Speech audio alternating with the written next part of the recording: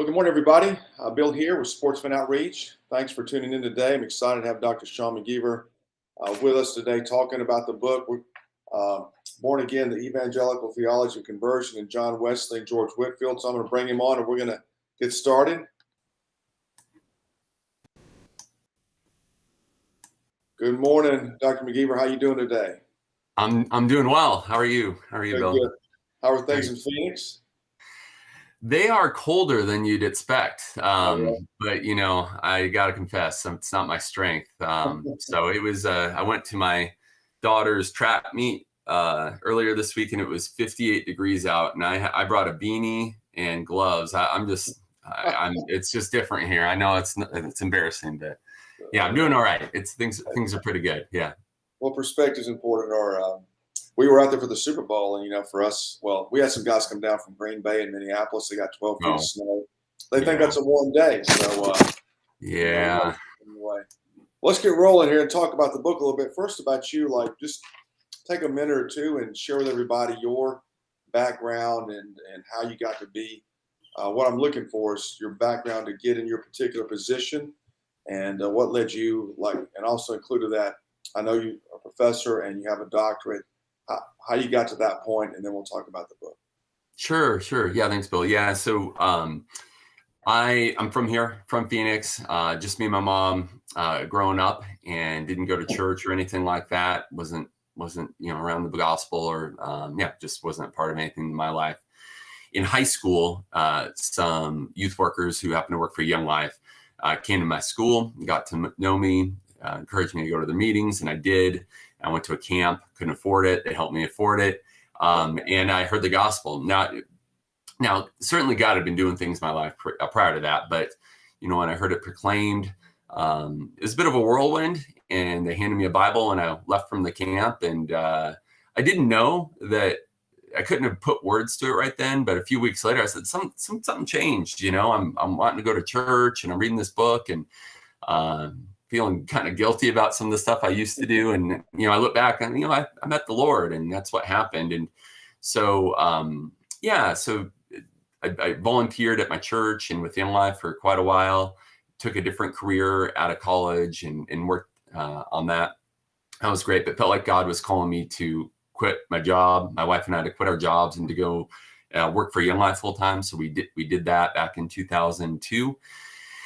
And really what Young Life is, in case folks don't know, we look at, schools as mission fields, and we try to get involved and go to where people are at. We don't wait for them to come to us. So we go to where they're at.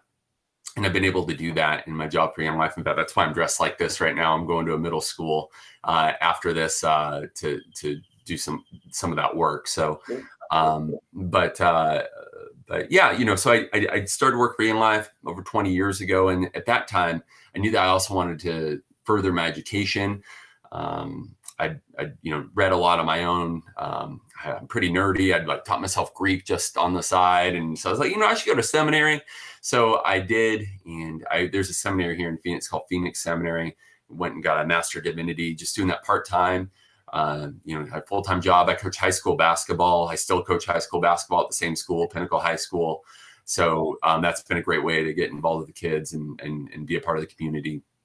But did that, and that felt like that really equipped me. Felt like everything I was learning. I wasn't really looking to get a degree. I was wanting to be able to become a better minister, a better evangelist, these sort of things. And I was able to put into practice every day little bits and pieces of what I was learning.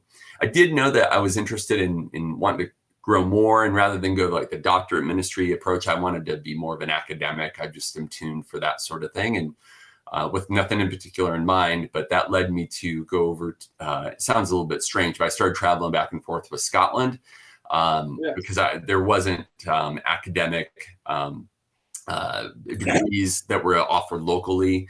So the system over there just worked better for me. So I traveled back and forth a couple times a year to Scotland, went to University of St. Andrews, and I wrote a academic master thesis on how the early church proclaimed the gospel. So using 1 Corinthians 15 as the first verses 3-4 about the core of the gospel, and how the early church utilized that, and how that arrived in proclamation of the gospel, the rule of faith, and how that kind of made its way into the creed. But I was really interested in how the early church proclaimed the gospel. I wanted to do that for my PhD, but they told me, since I had this full-time job, the level of language, I'd have to be very fluent in Latin, French, German, a couple key research languages, that said you should probably study someone who, on your topic, that their primary language is English. And so even though I did know, Hebrew and Greek and a little bit of Latin and German and these sort of languages that are required for like historical theology, they said you should study the early evangelists in English language. Have you considered studying John Wesley and George Whitefield? And obviously I knew who they were, but I didn't know that much, more than passing a couple tests in my church history class. I said, I'll look into that. And I did look into that. And I found that they checked all these boxes. These are, they're the early evangelicals. I find myself in the early evangelical tradition, or in the evangelical tradition. I would consider myself evangelical. So I was led to study how they proclaimed the conversion, which is one of the 4 features of evangelicalism that the historian David Bebbington kind of defined what early evangelicalism is: activism, biblicism, crucicentrism, and conversionism. And as it turned out, there had not been someone that sat down and said, how did early evangelicals think about the theology of conversion? And so that's the sort of thing that PhDs are made of, is where someone hasn't done a certain work. And so that's what, I wrote my PhD on at the University of Aberdeen. And then that's the book that this is just a modified version of my PhD thesis. But yeah, that's kind of the background of why I'm here and why I know about this. And then in 2010, so 13 years ago, I started teaching at Grand Canyon University, and teaching classes on hermeneutics, how to interpret the Bible, on theology, like systematic theology, historical theology, mostly those sorts of classes. So I've done that. I wrote this book, which is great. I had another book that came out about a year ago on Good News of Our Limits, which is more of a practical. It's not like a encouragement, find greater peace, joy, and effectiveness through God's gift of inadequacy, which actually comes together with my experience in evangelism, recognizing I can't save people, even though I really wanted to. There's a bunch of stories about that. I have another book coming out next month on evangelism specifically. It's called Evangelism for the Care of Souls. And it's about the pastoral experience, kind of what it feels like and the experience, the ups and downs of doing evangelism. So that comes out next month with Lexham Press. Yeah. So do you, just before we get into the book, you see yourself as an evangelist? That's your primary sort of mission, spiritual gifting, and so forth? Yep. Yeah. Before this, I had coffee with a guy that I'm mentoring, that his wife met the Lord through the ministry that I'm a part of. And so I'm mentoring him. And right after this, I'm going to the junior high. My vocational work and my calling is to be an evangelist. This other, academic stuff is fun, but I feel like it supplements what my calling is. Just out of curiosity, how does your position there at Grand Canyon work together with the evangelism? Is it an income for you? Was it just an opportunity to evangelize? But how do you see it? Yeah, there's a couple things of why I felt like it was good. I mean, Young Life is great. I'm usually around teenagers and college age students and coaching basketball and things like that. But I did have an interest in let's walk through these doctrines. I like that stuff. So an outlet for the information that I find really fascinating and helpful. Young Life doesn't always provide a certain, levels of interest of that in college did. So it was a great outlet for me to be able to share some of the things I learned. As it turned out, because I work with young people so much, students kind of liked me because I knew how to talk to young people, maybe a little bit better than some of the other professors. Yeah. But yeah, it was also a nice little side job, and also being around some of the other full-time faculty, being able to have more advanced conversations about things that a lot of people aren't interested in, haven't had the time to look into at a kind of in an academic way at maybe a doctoral PhD level. So meeting some folks there. And then as it turns out, they have me teach, even though Grand Canyon University, I think it's surpassed Liberty, is the largest Christian university. Shocker, as it turns out, not everyone there is a Christian. And so they have me teach some classes that aren't in the College of Theology that are for the type of class that every student has to take. I teach in the Honors College, and there's a class that every student in the Honors College has to take. And there's quite a few people that clearly aren't Christian. And so people have met the Lord in my class. So I actually see some of my teaching at GCU being part of my calling as evangelist. Yeah. Cool. That's cool. Yeah. I think we're all on the same page here. Loving the gospel, loving theology, sort of simultaneously. That's what we get together. All those guys, we love talking about that. We could, just do it forever, and so forth. Well, cool. Let's talk about the book for a second. It's sort of as a preamble, if you will, into next week's when you start to teach the class. So describe a little bit about why is this topic important to you, but just zero in on that question, like exactly why is it important to you, as you described, Dr. McGever, to know how people preach the gospel and like the early church. Why is that component important to you personally? Yeah, I think it is important to me, one, out of curiosity, and two, to kind of learn who I am a bit. So, I'm almost coming up on 50 here. And, I'm becoming more and more curious about my parents and their grandparents and just kind of, how did I end up this way? So I don't know if that makes sense to anyone out there, but Sure. In my Christian heritage, I understand better now because of my education and such of where I kind of locate myself amongst the spectrum of, Christians in the world today. And there's a curiosity like, why is it that we have a special emphasis on evangelism? Why is it that we push for people to convert? Why is it? And so I think when I started traveling, educating, I realized that not everyone thinks that way. When I was around Young Life, when I was even in my seminary, I was exposed to, I don't want to say narrow in a negative way, but like I didn't have a lot of awareness of the other traditions in the history. And as I found out about other traditions in history, I recognized not everyone had the same beliefs, maybe a little more loosely, traditions, practices, things like that. And so it was a bit of a question of like, what did I inherit? It came to me through these evangelists and these evangelicals and such. Why is it? What are the other options? Do I want to keep these? Where do I identify as far as what I want to persist and hand off to the next generation and to the people?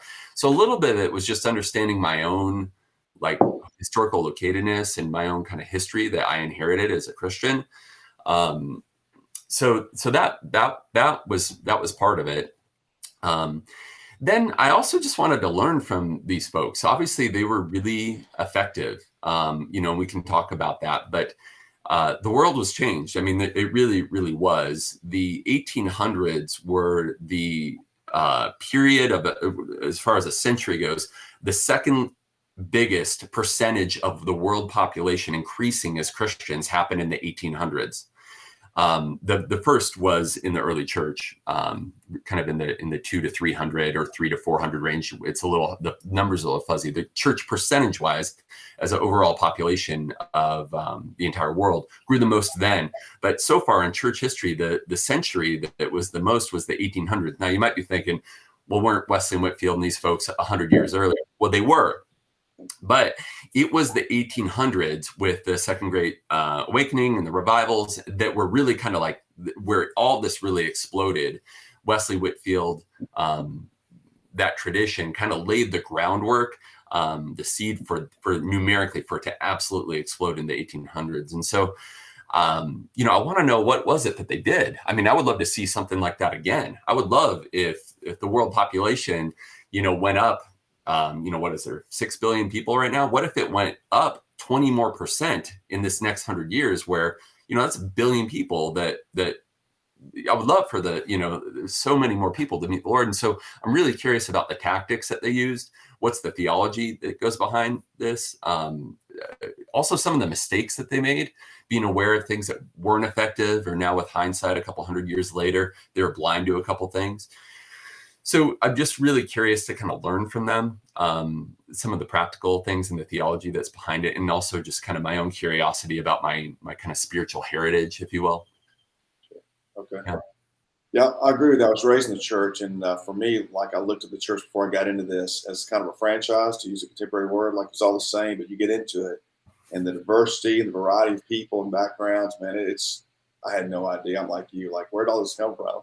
Yeah, and I was brand new. I had no idea. I'd only gone to one church for a really long time, and I figured everyone did it like that. And as it turns out, that's not the case. So That's right. yeah, That's even with your own group, there's differences. You know, it just goes on and on. You know, the differences seem to be more powerful sometimes than what unifies us. So in your research, as we discussed, what did you discover that you did not anticipate discovering?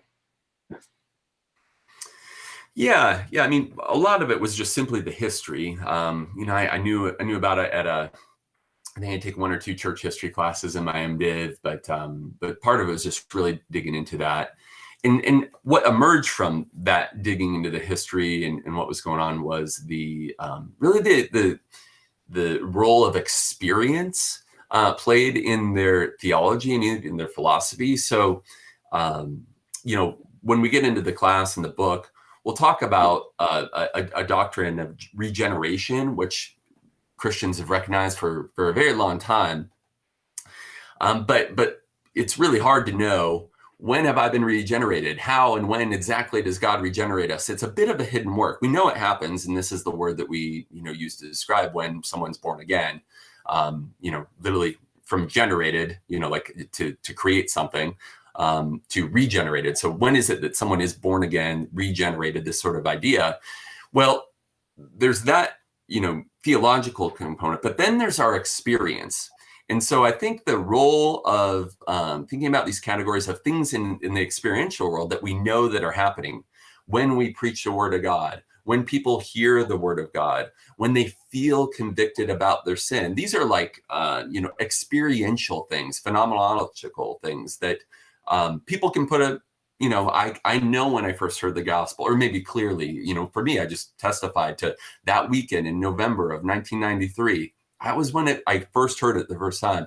I remember that same weekend, I was feeling a little bit different, So, but these are experiences that are human experiences. And during that era that Wesley and Whitfield and those folks lived in, there was more awareness about the role of experience. So that would be one thing. And we'll talk about that as we go on. But what's the relationship between what we experience and can say, this happened and I felt this, or I know this, in what God does in God's mysterious work, and how do those work together? So I think that those are things I didn't know much about, hadn't thought much about, but as I got into it, I realized were important.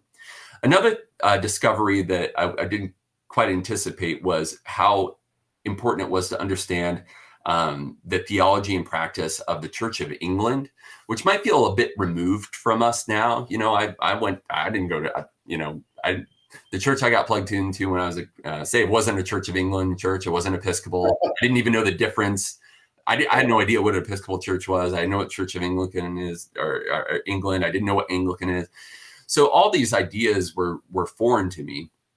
But it's important to recognize that the three key early evangelicals are going to be Wesley, Whitfield, and then in the States, Jonathan Edwards. And while Jonathan Edwards he's a Congregationalist, he's not Church of England, he's coming from that. And to understand the Puritan heritage, you're going to have to understand the Church of England. And so getting a grasp and a handle on what was going on in the Church of England and where their theology is based out of, that was something I didn't anticipate that I would end up needing to learn about.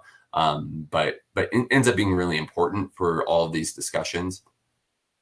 And then another aspect that I didn't quite anticipate was that I was kind of searching for my background previous, before I was an engineer. So I really like formulas and things you can put into place that always work, like we have this solution.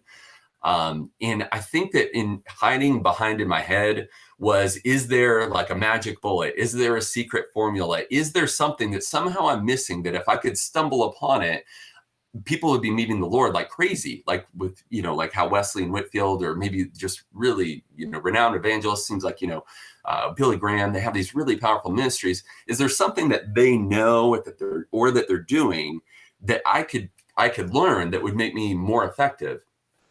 And I think one of the things I discovered in the midst of that was there certainly are strategies and things that I could do differently and perhaps might be more effective in some ways, but then to really remove effective practice from results.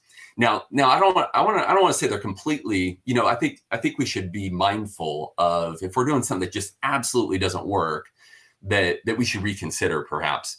But at the same time, our job is to be faithful to the gospel. And at the end of the day, I hope I can just say, Lord, I've been faithful to you. And even if no one came to faith, I did what you told me. And that's really what my calling is. And so to disconnect faithful practice, even though we're not going to do that blindly, we'll pay a little bit, obviously we'll pay attention, we don't want to be dummies about it. But to realize that it's only the Lord, it has to be a miracle of regeneration. It has to be a miracle of faith given by the Holy Spirit, that I have no control over that. My job is to be faithful. And so I think there was part of me in my calling as an evangelist that I was hoping I might stumble upon something that could link those together more directly. And it's caused me to, I think in some ways, have a further reverence for the Lord and to be humble. And I think that helps guard me against pride when maybe occasionally things do go well. And I go, oh, look at me, I did such a good job. The Lord wants to protect me from that, but also protect me from shame and humiliation, and to go, it's okay if people don't respond. This is the Lord's responsibility to change and work in people's hearts. My responsibility is to be faithful and to do what he tells me to do. Those would be a couple things. That's a good point. You do wonder, like, does somebody have some secret sauce or some secret mistake you've got going on? Because I'm just, nothing's happening. Especially you read Whitfield and Wesley and what was going on. I mean, it was off the charts, you might say. So that's a great point. And I think, coming and understanding the discipline involved in gospel ministry is something I think we all sort of begin to learn. That's a great point. I love that.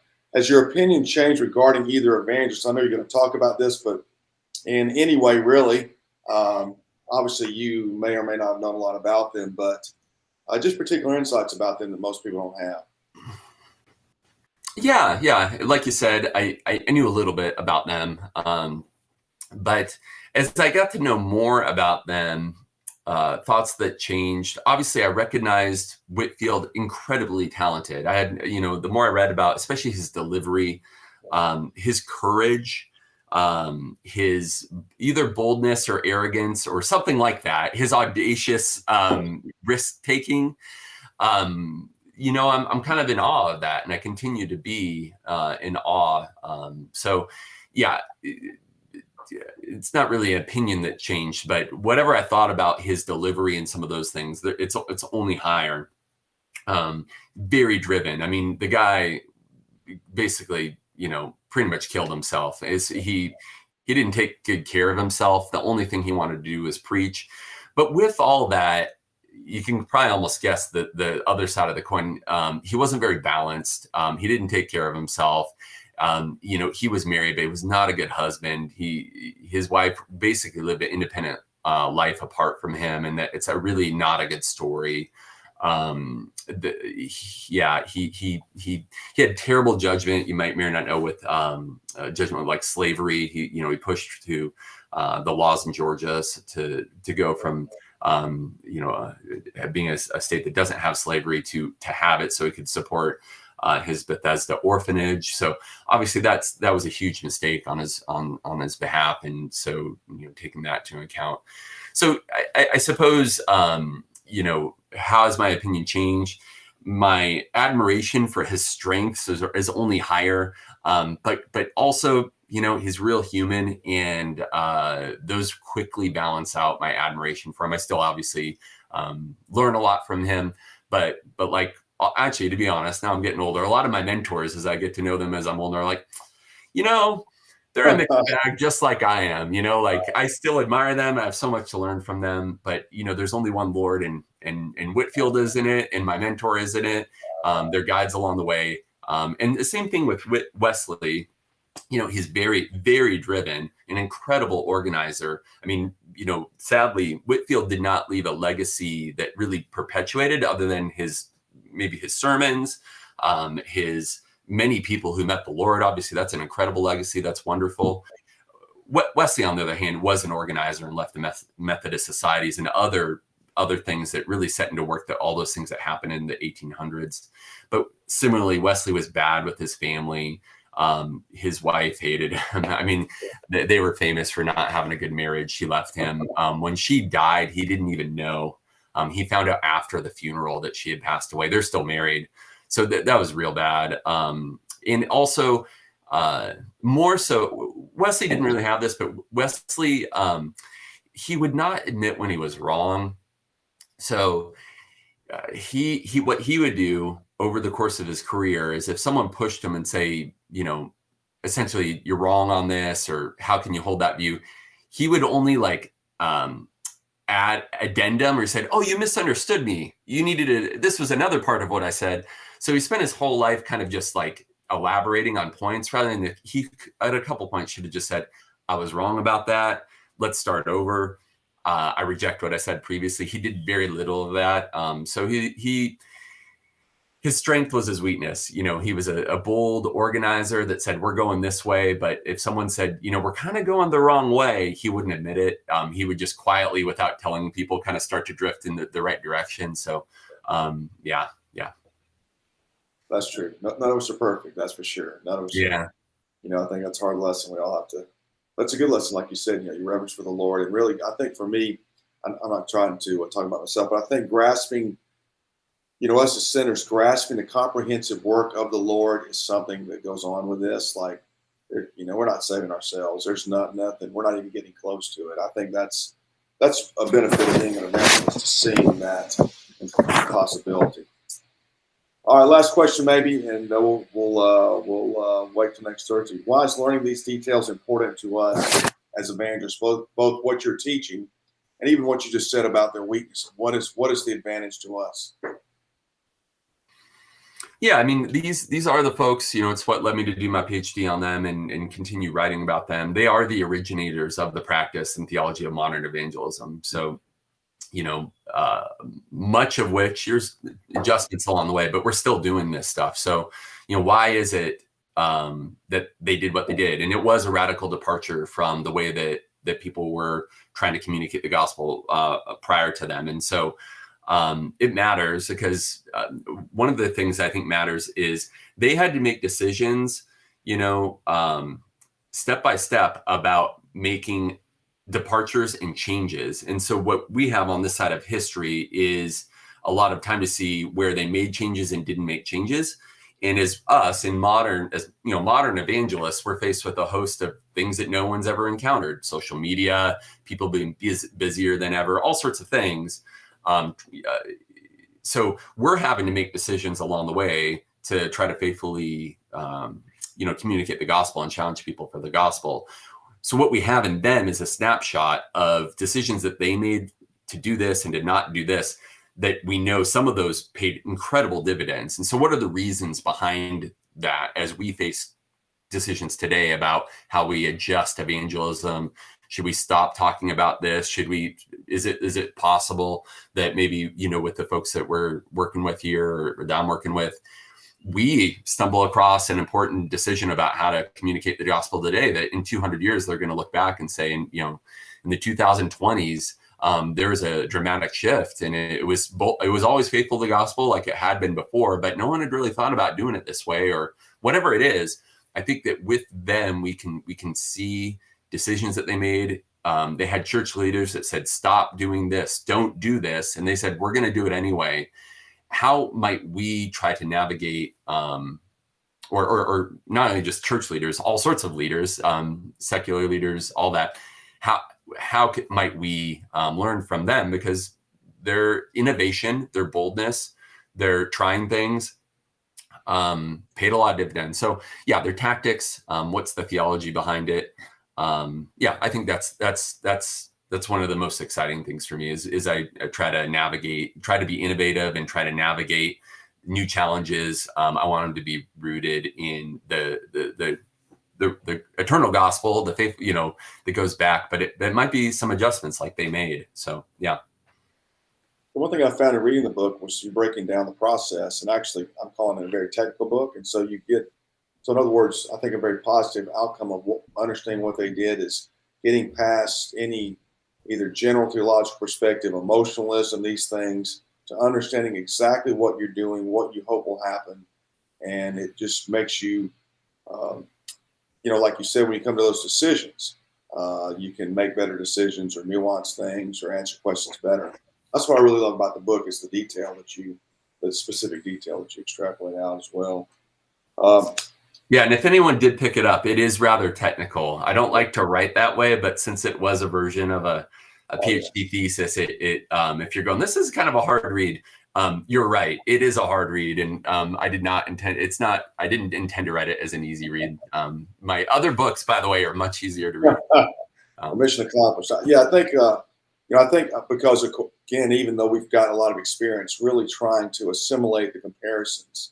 If that's one thing you want to do, you could read them, isolate them, right? Wesley and Whitfield and so forth, comparing them, thinking it through. I mean, you've written a book here. You could probably write 10 volumes here, just, teasing out the details, the implications. And then if you throw in the Moravians, I'm sure you stumbled across the Moravians, you've got this massive door. Your book is kind of a door to the whole 18th century, but also the immense evangelism that went on. I think that's what we want to make sure everybody's grasping is the depth of what your book is communicating. And if you've never read the history of what those guys did, the depth of what actually transpired amongst the people, amongst the culture. So it's not, you can't say that these guys were very extraordinary in there and what they managed to see as a result of their life. You made me think of something, preparation for next week, next Thursday. Give everyone and anyone who watches the video just some suggestions on preparation we'll just take it a week at a time for the first class. What would you tell them to do?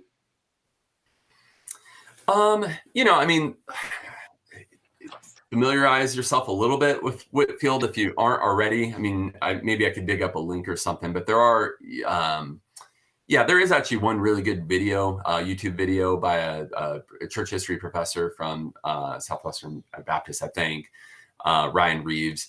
You could just get a little bit of an overview of it if you're curious, because what we're going to do in the first week is talk about conversion and what that concept means, which is like to turn from something into something else.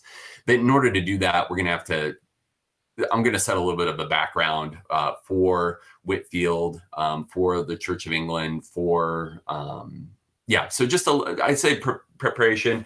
You could, if you do have the book, you could kind of, just maybe read parts of the introduction. You don't need to read every page. You could just bounce around a little bit. But we're largely going to be walking through, for this entire class, chapter 4 and 5. Mostly chapter 4, and chapter 4 is only 50 pages but it's 50 pages, but we're going to go over it in 4 weeks. So that's only like 10 pages at a time. Each of the 4 motifs in there, it will take a little while. So, you could just get familiar. The introduction is only 12 pages of this book, but you don't necessarily need to have the book. But if you were to look up on YouTube an overview of the life of Wesley and Whitfield, there's one by Ryan Reeves. It's really excellent. You could watch it. That's why I'd say just a little bit of background on who these people are, where they find themselves in time.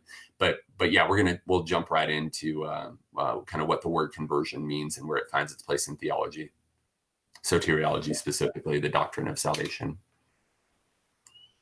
Okay, great. All right, anything else you want to share? No, I'm excited. I know people that are excited about Whitfield. Mostly they're academics, to be honest. There's a small network of us that all are the Whitfield scholars. We all know each other.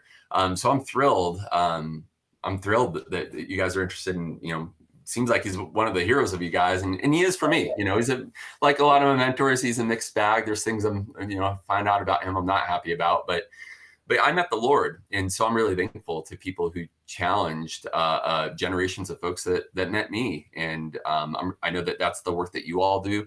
And so I just feel like I'm amongst, like-minded folks that want people to hear the gospel and like coming to them. That's one, evangelist goes to where people are at. And I mean, that's what I've got to head out in just a little bit here. I'm headed out in 10 minutes, to go to the middle school, and I do a mentoring thing, but they don't know it. It's really gospel, it's part of what we're doing with the gospel. So, yeah. I got to ask you, did you meet or talk to David Bebbington? I have not talked to him.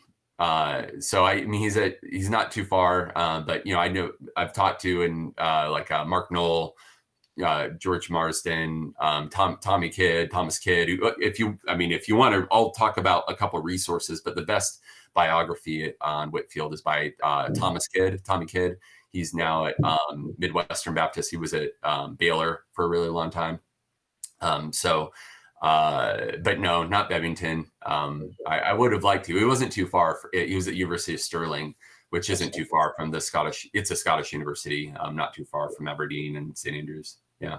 Who was your what do you call it, the guy that oversaw your studies? Yeah, my supervisor. More the fancy word is my doctor, my doctor father. Yeah, his name is Tom Greggs. So he's got a lot of interests. He's a Karl Barth expert.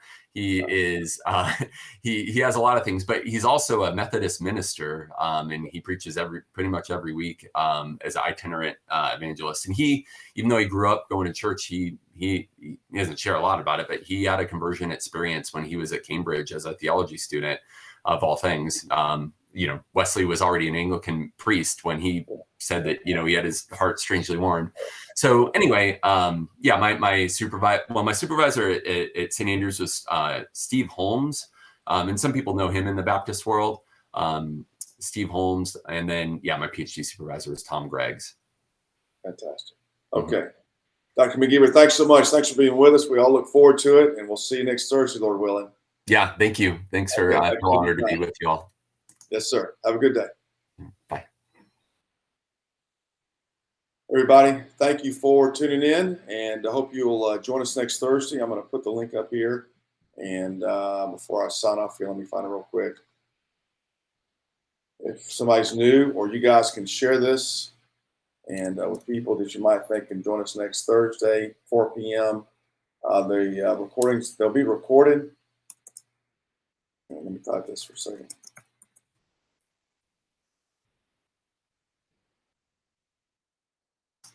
They'll be recorded, but we've got to keep them a private video, so we're not going to post them up on YouTube for everybody to tap into. So I would certainly highly encourage everybody to get on there and pay attention to it live and really watch him. Obviously, Dr. McGever is very engaging.